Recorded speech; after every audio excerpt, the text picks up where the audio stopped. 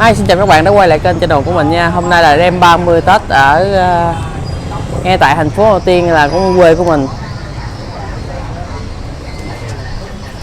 Giờ mình đi dạo vài vòng trước đêm giao thừa nha.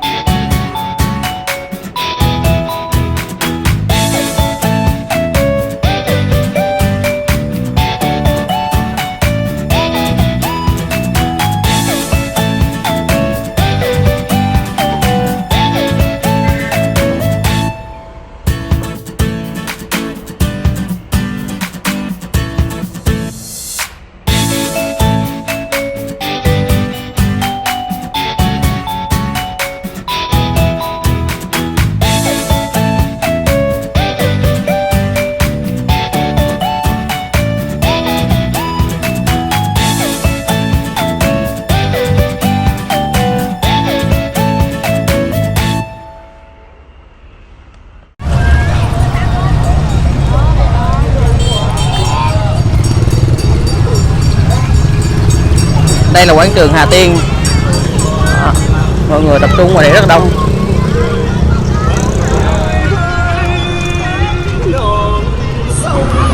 Chặn rồi, vô cho đây phải chặn lại ra.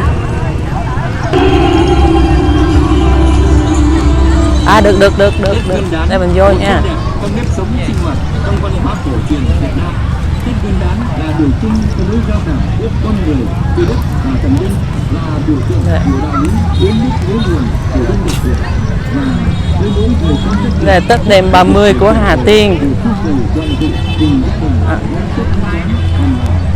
Đường này lên quảng trường đi thẳng xuống bến tàu luôn.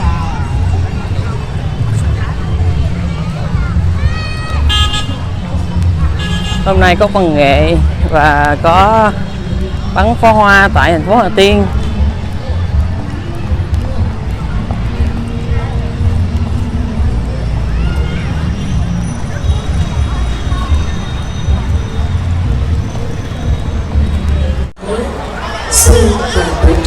Và mọi người tập trung rất là đông luôn.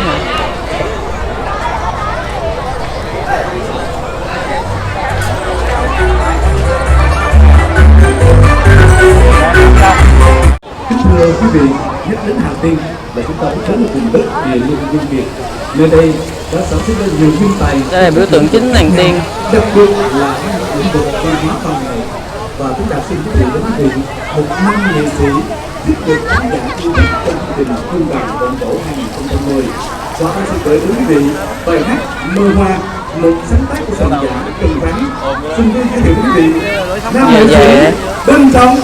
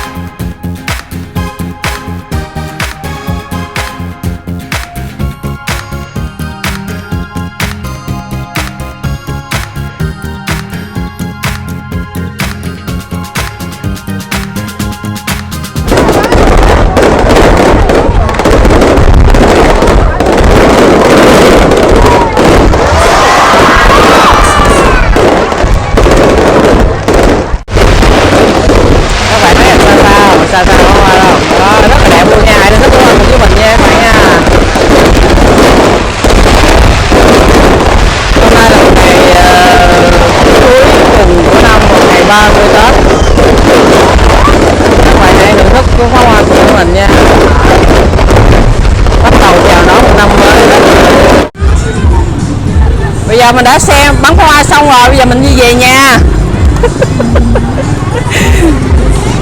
Về nhà chuẩn bị đón giao thừa nha. Bây giờ mình đi về nhà đây, mình đi qua ghé nhà bạn mình chơi. Cũng có năm nay cũng có khác biệt với năm ngoái chút xíu. Chúng trang trí được nhiều những cái cảnh đẹp để cho mọi người tham quan chụp hình. Giờ mình thì mình có một mình ở đây thôi, thì mình đi quay một vòng cho các bạn xem ở Tết ở dưới quê ở Hà Tiên của mình như thế nào. Thì năm nay thì mấy năm nay thì cũng được bắn pháo hoa, thì cũng để cho người dân được thưởng thức. Về nhà không có xe, đi bộ chơi rồi, đi bộ lội bộ. Mỗi lần có xe đạp mà, mỗi đạp xe đạp cũng phiền phức quá, thì mình lội bộ. Giờ mình về mình ghé nhà bạn mình chơi với nó chút xíu. Tối mình về mình đón giao thừa với nhà ba mẹ.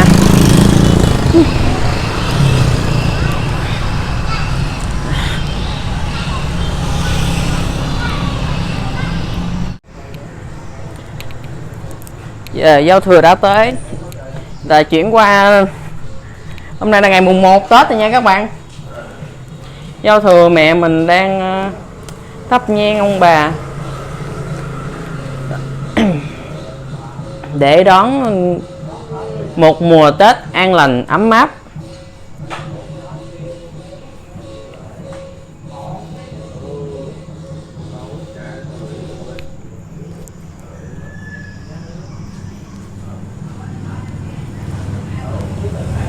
Nên mình ở nhà để đón giao thừa với ba với mẹ.